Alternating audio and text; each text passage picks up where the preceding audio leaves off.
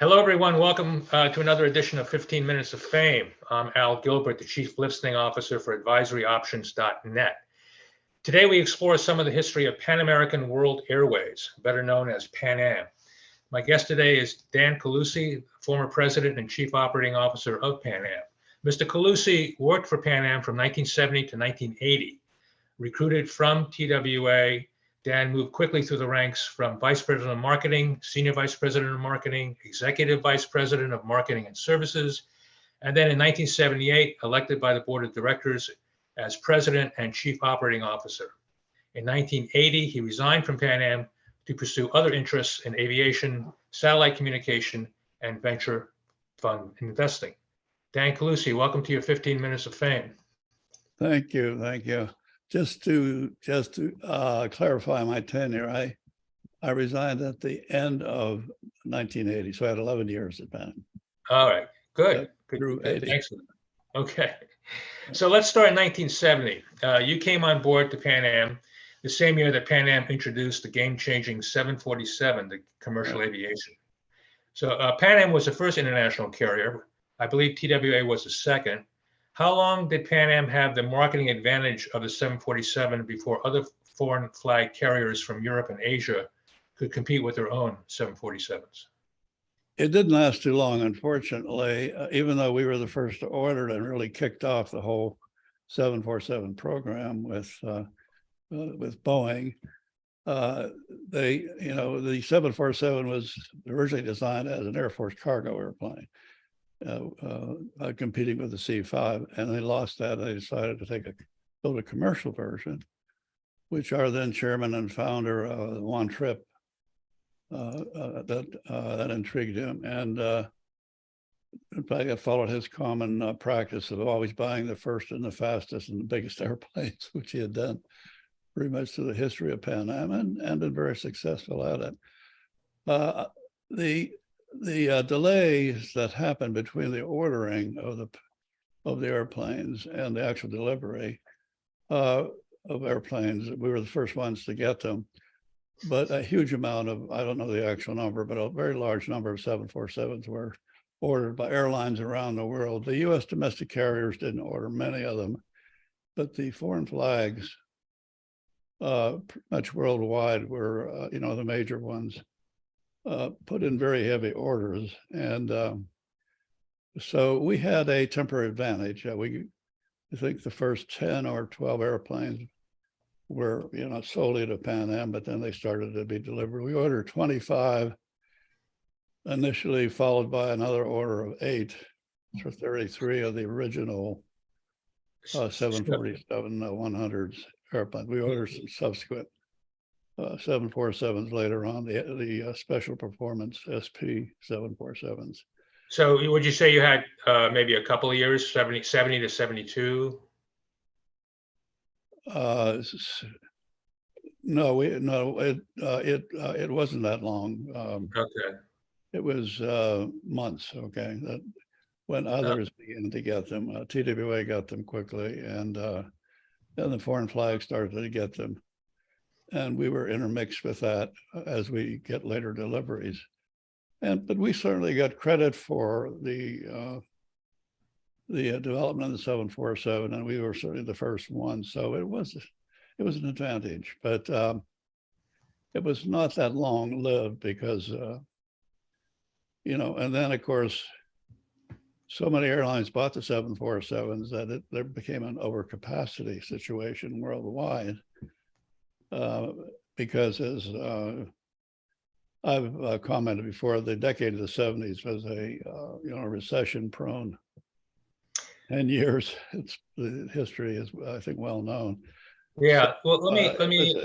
That made it difficult because there were just too many airline seats, but the 747 was widely accepted, and a really advancement in the whole state of the art of airliners.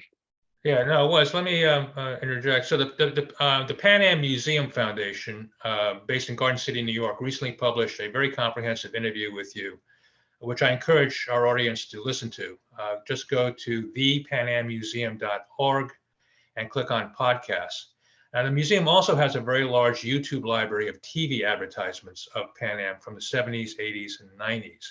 So Dan, during your tenure as marketing director in the 70s, it appears that the majority of the ads, TV and print, were built around the 747. Is that true perception or not? Yes, that would be a reasonable statement. Yes, definitely. Because it's a very popular airplane, and we had a special position in the 747. So yes, that's would be a legitimate statement. I want to talk about some taglines. Pan Am Marketing had some iconic taglines. I don't know if you invented them or your ad agency did. So I'm thinking 1966, the world's most experienced airline. 1969, Pan Am makes the going great. 1970s, America's airline to the world. Now, Pan Am founder Juan Trippe always considered Pan Am as the United States flag carrier. Unfortunately, the U.S. government never awarded Pan Am that distinction. Was the tagline "America's airline to the world" the marketing campaign? Was that the embodiment of the Juan Trippe spirit? Yes, of course, and that was the world's most experienced airline just got a little old. Okay, that had been used for I don't know how many years, but decades. Okay, so it was certainly a good slogan when it was introduced, but we felt, but once we got going in the 70s, that we needed to freshen that up, and that's why we came up. By the way, I see the Pan Am logo behind you, and we had to freshen that up as well. That was there's subtleties you make to the to your logo, which we did to keep it current. When did that logo sort of come online? Do you remember, or was it before you arrived, or? I would say in the early 70s, right? In the early 70s? We changed the typeface and a few other very subtle things to keep it, current. Yeah, okay. So between 1970 and 1973, Pan Am brought online, as you indicated, perhaps more 747s than it could reasonably fill. And then in 1973, we get hit with the Arab oil embargo, followed by a deep recession, ignited by very high inflation. Pan Am lost millions and millions of dollars, but then starting in 1977, things turned around. And in 1978, the year I was hired, Pan Am actually turned a reasonable profit. No, that was a record profit. That was a record profit. That was my first year as president, so I take credit for that, of course. Well, then you rightly you should. Now, about that time, I think 77 to 78, Pan Am ran a TV ad that I clearly remember. And to this day, I maintain that this is the ad that filled the seats in the 747s, in all those 747s for at least a couple of years. The ad is titled "Two Heritages." Let's take a look, and then I'll ask you to comment. 1 second. Right.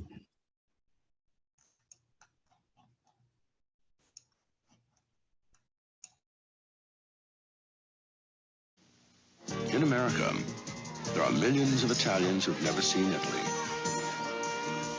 and Poles who've never seen Poland, and Japanese who've never seen Japan, and Englishmen, and Latins, and Scandinavians who've never seen those places. And that's kind of a shame. Every American has two heritages. Pan Am would like to help you discover the other one.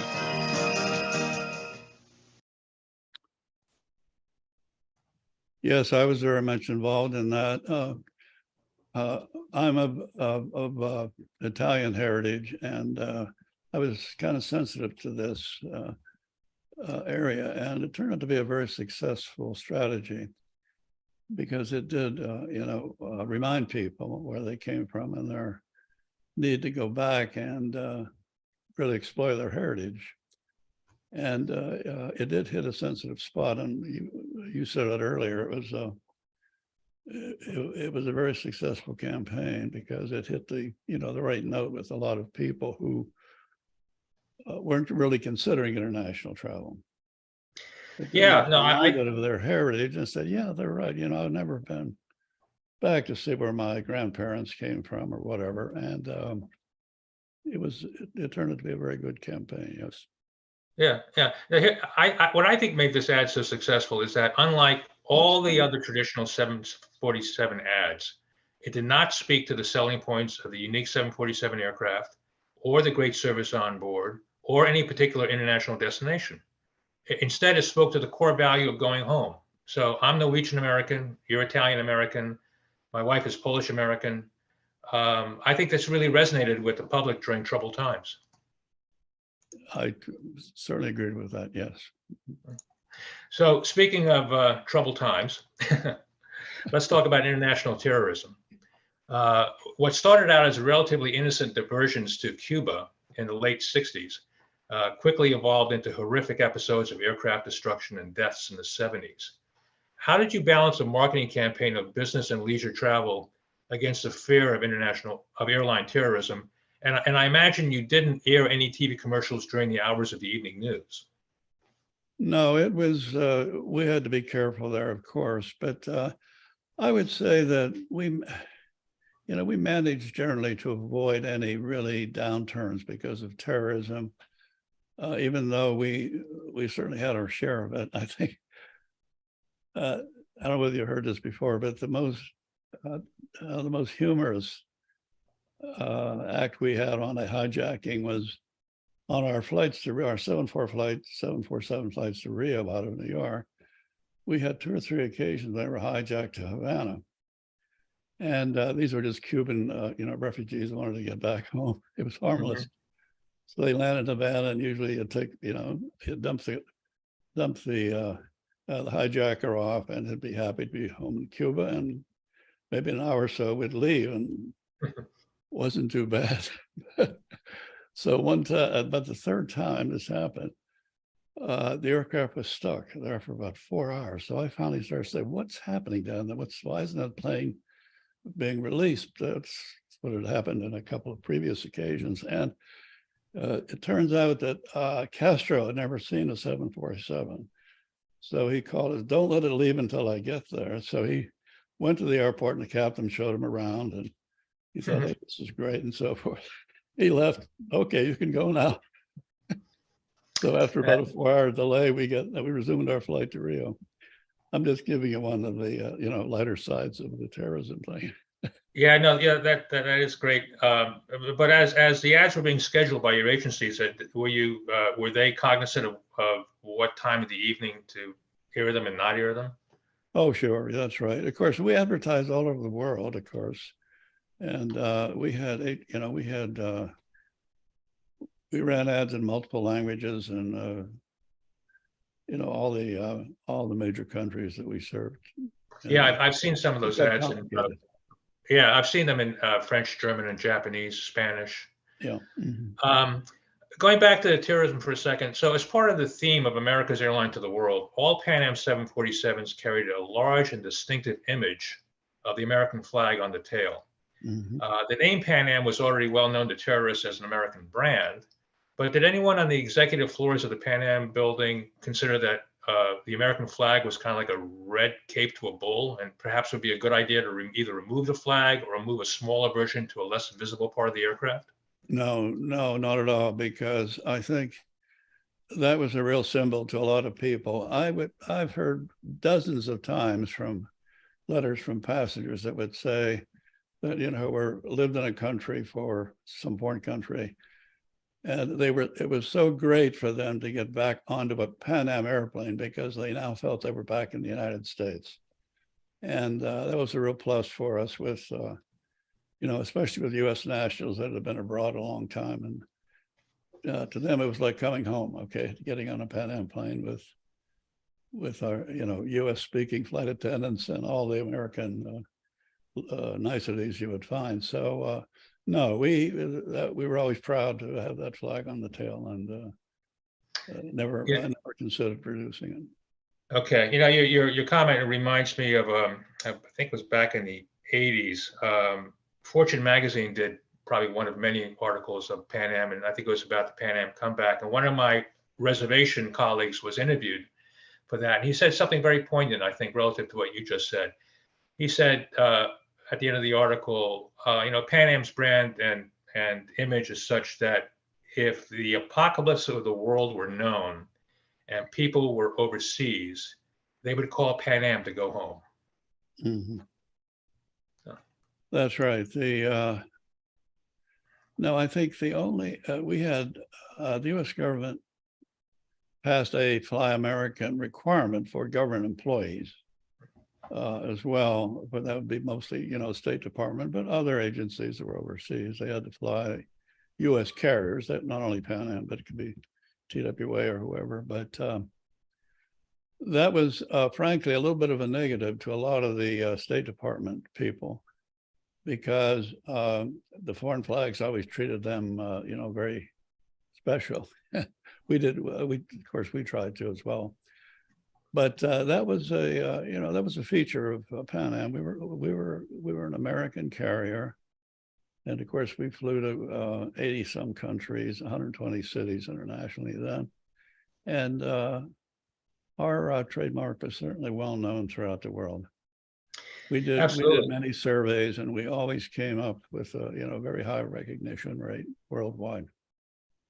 Let me ask you about the other story of troubled times in the 70s was Vietnam. Between 1970 and 75, Pan Am had I think, fairly profitable contract with the government, ferrying troops and cargo to and from Vietnam. More altruistically, Pan Am also operated rest and recuperation R&R flights for the troops for a week away from the war at almost no cost. I think it was $1 a month. That's right. It was. That's right. Mm-hmm. Yeah. So 2 questions. Number 1, I'll ask them separately. Do you think Pan Am's connection to Vietnam hurt its public image in any way? I'm not sure of that. I don't think so. No, but we did have some harrowing experiences. Early on in the Vietnam War, one of our 747s came out with a bullet hole in it, and we went to the government then and said, "Hey, we had a daily service to Saigon, and we said this is not good. We're a commercial company, and I'm very happy, flying to Saigon, but if our planes have bullet holes, it's a bit of a problem." So we were able to get a law passed that indemnified companies like Pan Am that were providing a service to the U.S. government, that they would then accept responsibility for any of the liabilities for it. So we continued to fly.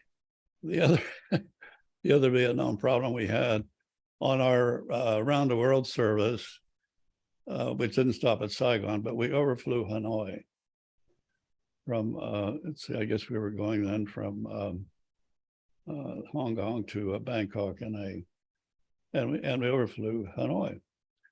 And the North Vietnamese told us we had to stop flying over Hanoi, or they'd try to shoot us down. Of course, we were 40,000 feet, but we weren't too sure that they had any missiles to get that high. But on the other hand, that was not a very good thought.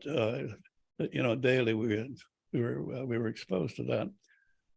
So we sent one of our managers in to speak to the North Vietnamese about this and say, "Look, what can we do to help you on this? Because we don't, we can't change our schedule because it's a round the world flight, and if we had to divert it, would add a couple of hours to our round the world service, which is very tightly scheduled anyhow."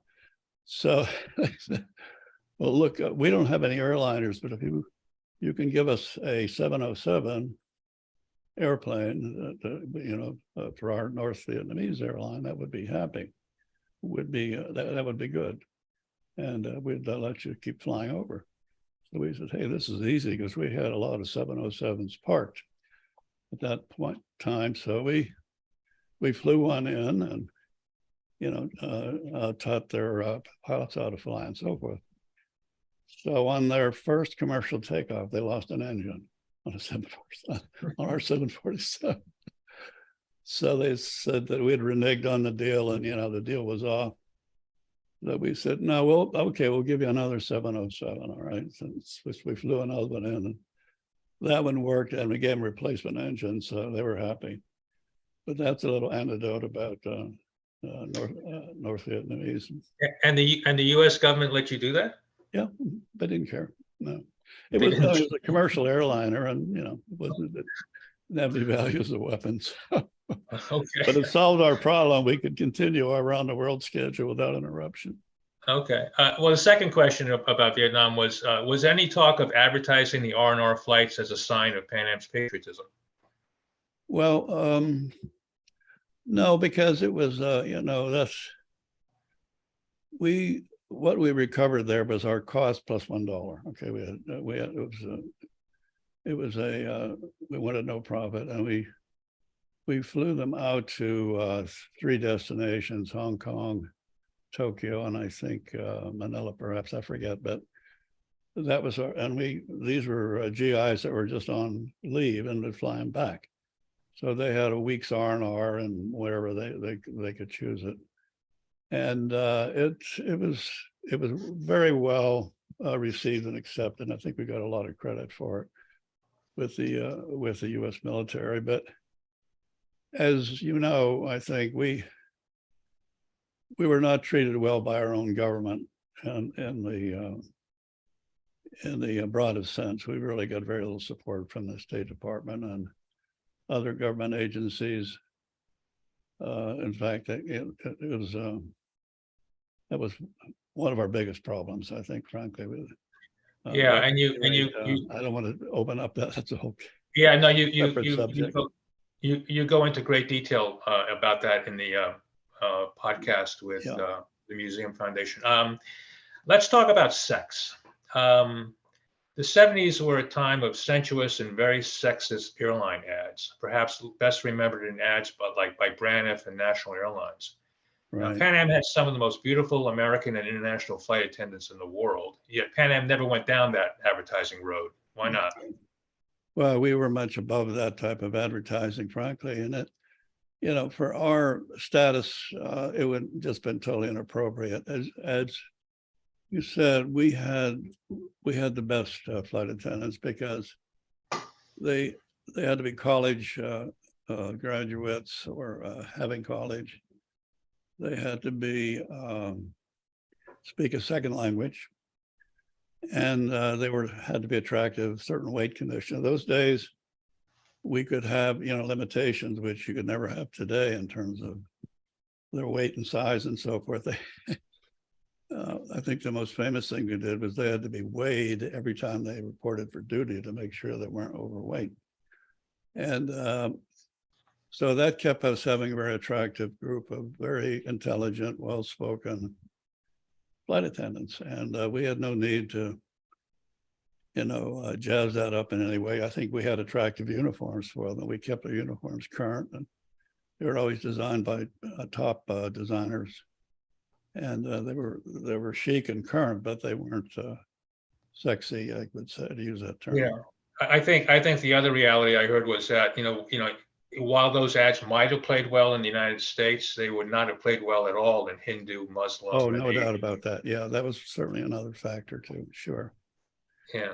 Yeah. No, let's talk about travel.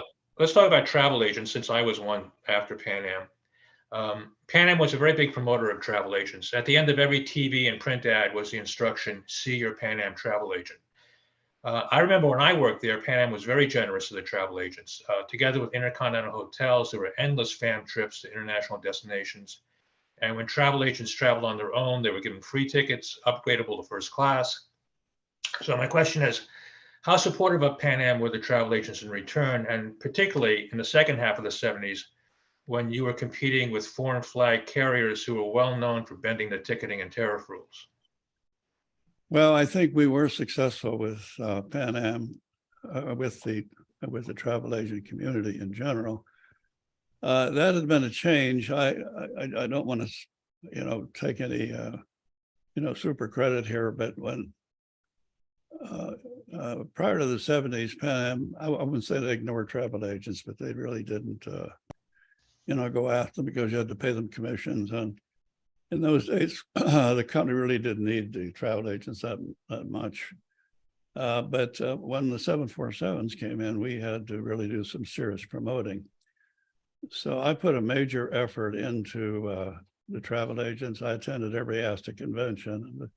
ASTA was the American Society of Travel Agents, and they were the dominant group. And there were other travel agency groups around the world that I would always attend their, their annual conventions. I'll give a speech and so forth. And we developed a very good reputation with them. And but as you inferred, what was happening with the foreign flags, who were really owned by their governments almost exclusively back in the 70s, the foreign flags were owned by their government. They were not private companies that had to make a profit.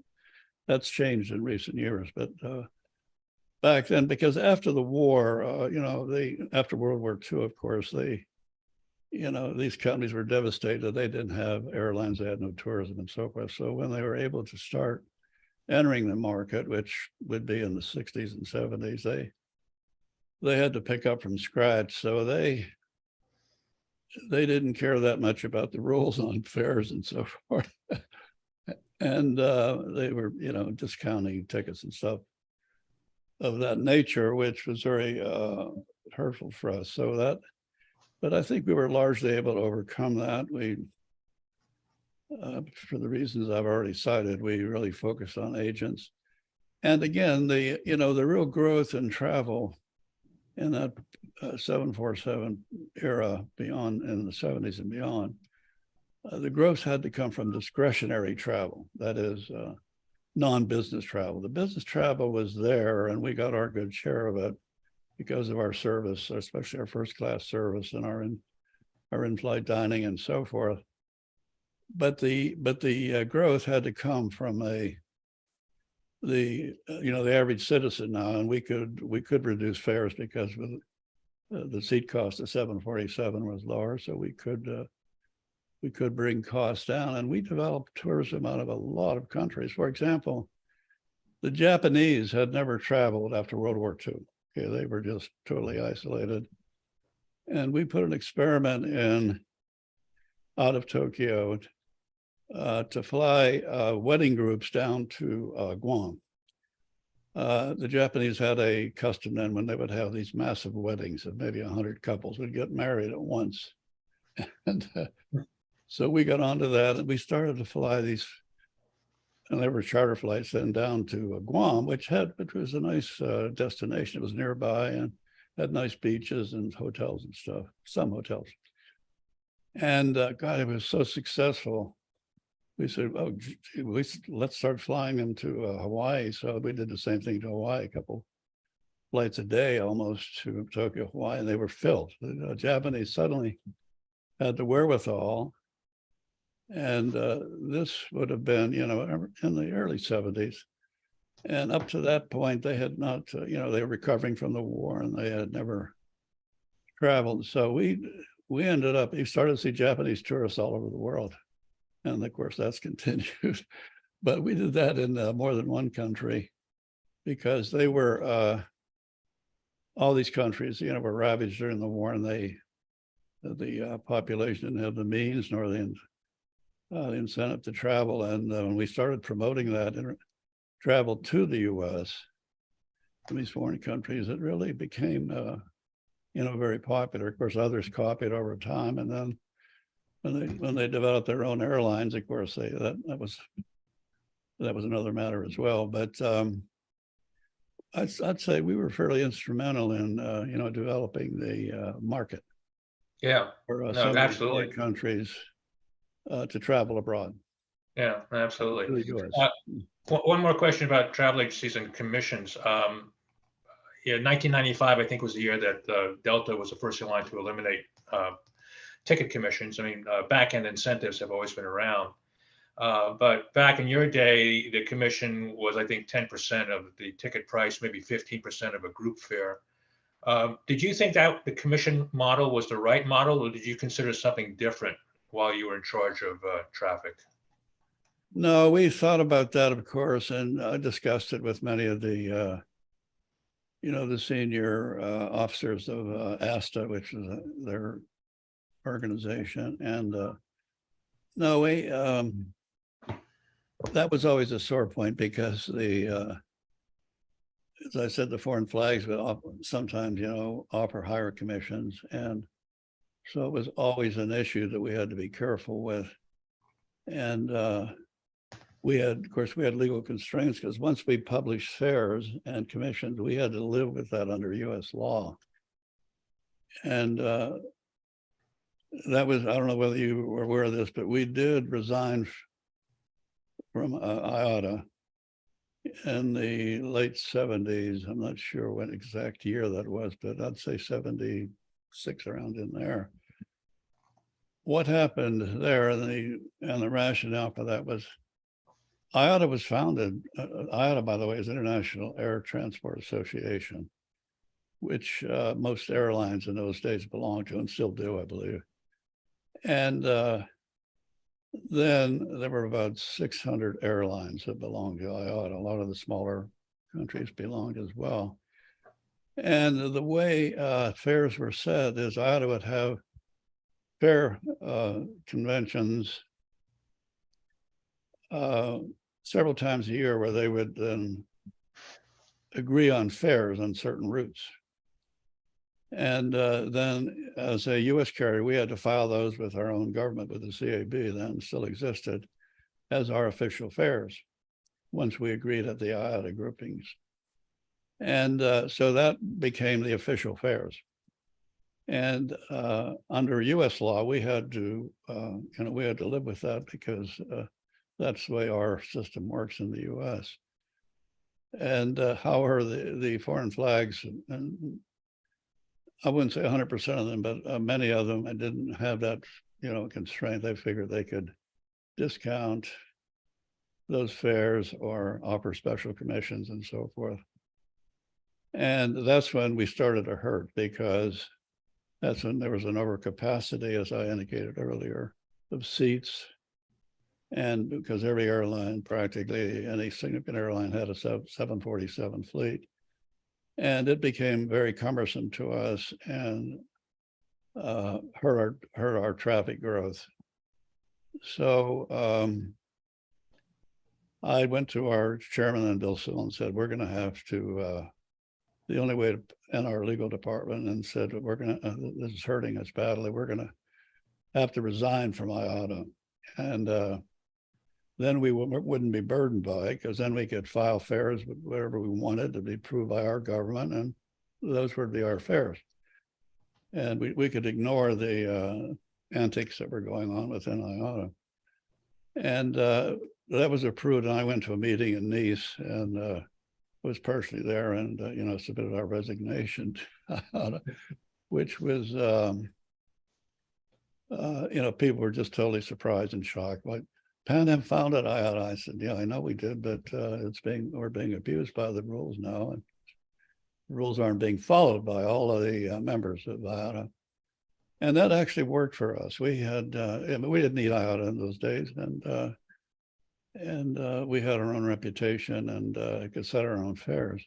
That helped a lot. And this happened in, my memory doesn't recall the exact time, but it was in the latter part of the 70s. Yeah, one last question then. Speaking about marketing tools and brands, Pan Am was famous for building and branding the Pan Am building. That's yes, world famous right now. If you fast forward 50 years or so, public stadiums like sports stadiums are now branded by corporations. Right. Had Pan Am survived, would you have supported that kind of sponsorship of a major stadium for Pan Am? You think it works? For us, because we were invited to be the airline of Disney World when they opened in Florida, and they wanted a huge fee to do that and so forth. And we analyzed that, and it just didn't work for us because Orlando, Florida wasn't a big destination for us either, in or out. Right. And of course Miami was, and Tampa, but I don't know. I'd say these are for us, it would have been a marginal investment. Okay, and we had other better ways to do it, but I can see some of the consumer brands that might, or especially local companies, a bank or some local company that has a I mean, here in San Francisco, we have the Chase Center. In Miami, I believe the stadium was the American Airlines Stadium, but I think it's been renamed since. Yes, yeah, there was that happened in some cases, but In some cases. But I think it's for an airline that serves the world to have a single stadium named after you is not that significant. yeah. So, well, Dan, I want to thank you for taking the time to talk to me today and sharing your history of Pan Am and the marketing and sales department. If you don't mind, I'm going to ask you just a personal note here. You celebrated a birthday this month. What birthday was it? Yes. I celebrated my 92nd birthday. So Your 92nd birthday. God bless you, Mr. Colussy. I gotta say, you're a living testament to an affirmation I made to myself when I was hired in 1978 by Pan Am. You know what that affirmation was? let's hear it. Yes. What? Join the airlines and you'll live forever. Well, I don't know whether I would agree with that 100%, but it's certainly a nice thought.